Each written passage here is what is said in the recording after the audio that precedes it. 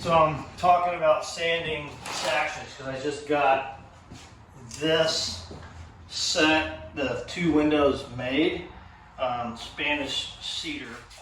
We've gone through and we've filled the staple holes. That's what this putty is here. And now we're going to just quickly sand it and prep for oil-based primer. Okay. A couple of things to note.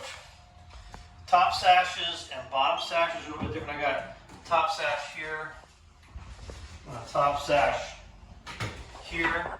I want to point out something about bottom sashes. Okay, turn this guy around.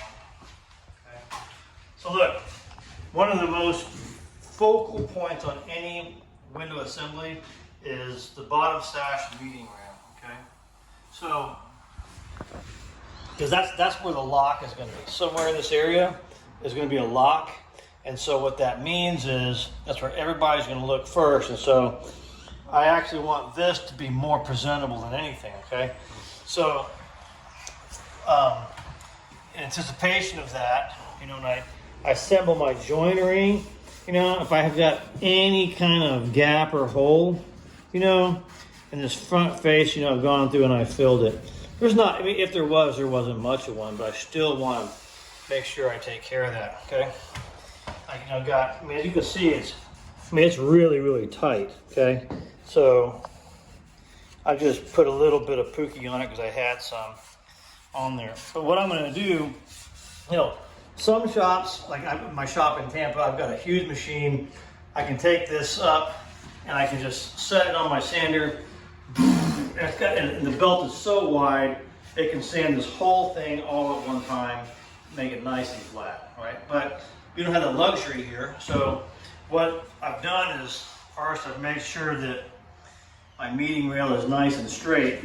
Then I got a sanding block with some brand new 60 or 80 grit paper, and I'm just gonna go through and I'm gonna sand these nubs flush because I've got this style here just a half a fingernail higher than this meeting rail here, okay? So I'm gonna sand it down to it, okay? Won't take long, it's new sandpaper. Okay, getting there.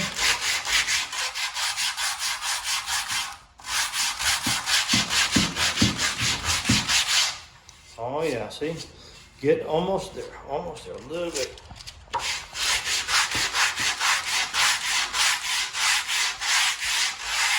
Oh yeah, that's it.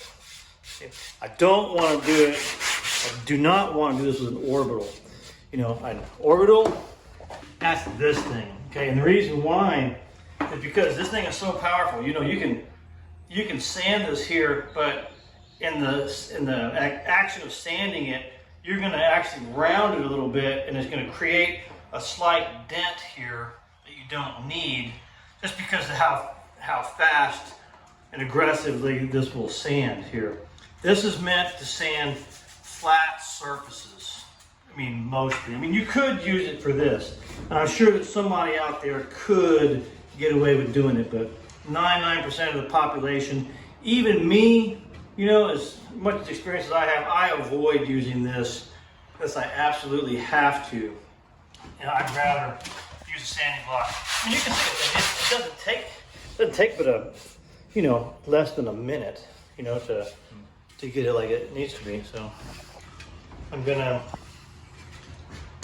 sand this down now. Same thing. It's just gonna take a minute or so. Oh.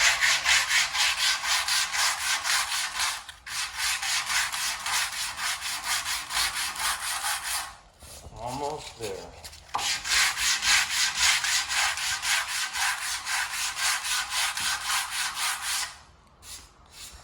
All right, so that's it. Okay, that's really nice. Maybe I got a little lump. Let's see. And also notice that my sanding effort is pressure is going into the sash. into the sash, into the sash, into the sash.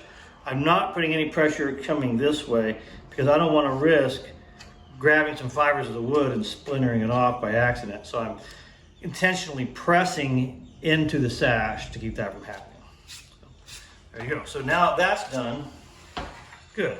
You know, what I can do is set it up here on my table, okay? Now look, this is a double hung stack, meaning it's got a meeting rail.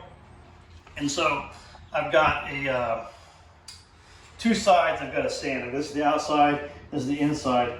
I am going to sand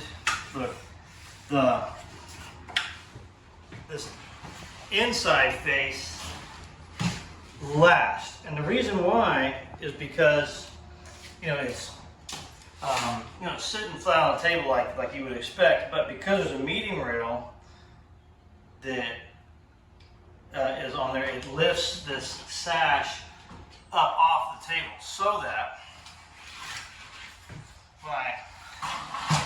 I can sand this side first, okay? And when I do that, this side that I've sanded won't be scarred up when I put it on the table like that. It's raised up. You know, obviously, I mean, something could happen, I'm sure, but that's how you keep it from doing that. So, fine. I'm going to go ahead and do it real quick.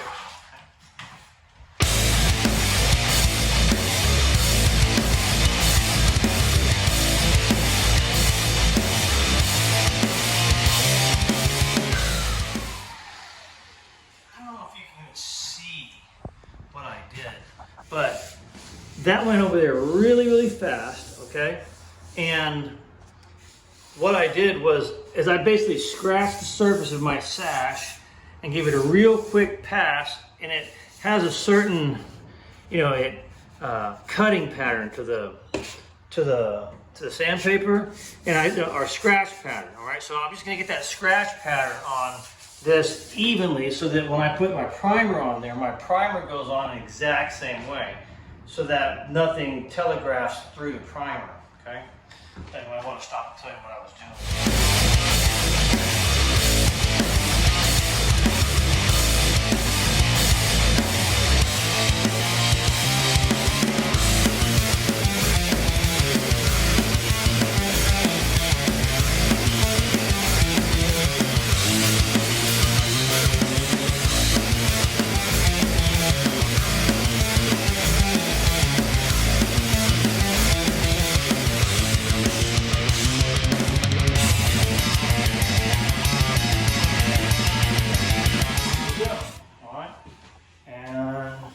Fundamentally, that's sanding. I guess I could have gone down, and maybe I probably still should. Because you know what, I'm glad I didn't though.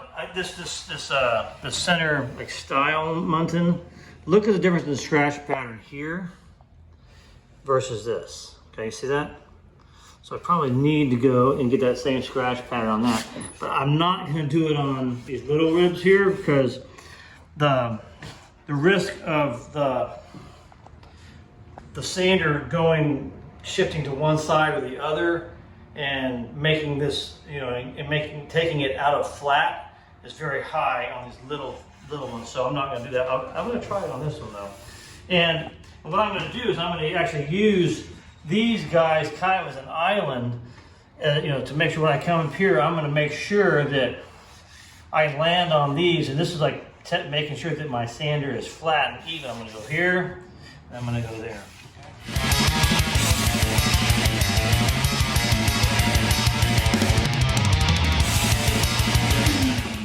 So notice, I didn't sand but for a second, okay?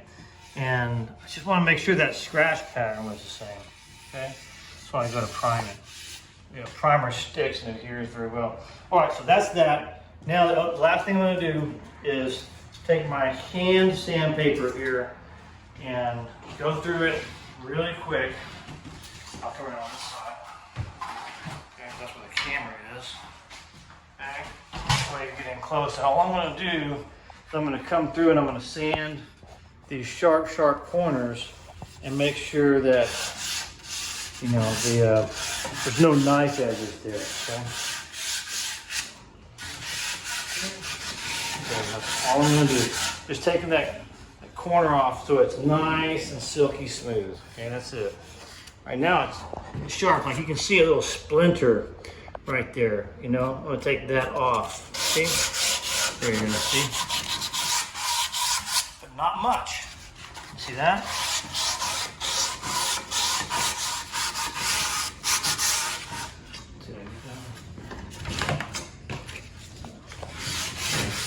And I'm only gonna do that, this plane right here, and I'm gonna spin the sash, and here, there, okay. That, okay. Down, okay.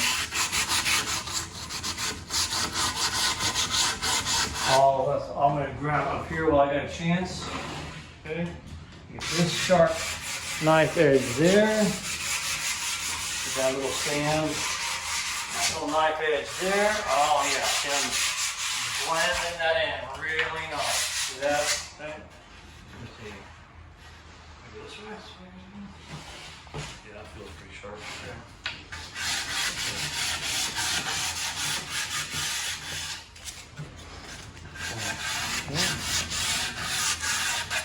I think I did already sand that. That happens. Okay. Which way am I spinning it, Steve?